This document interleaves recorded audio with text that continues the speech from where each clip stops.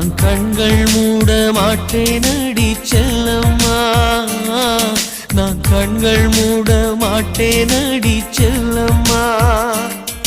அடி நீதான் என் சந்தோஷம், பூவெல்லாம் உன் வாசம், நீ பேசும் பேச்செல்லாம் நான் கேட்கும் சங்கீதம், உன் புன்னகை நான் சேமிக்கின்ற செல்வமடி.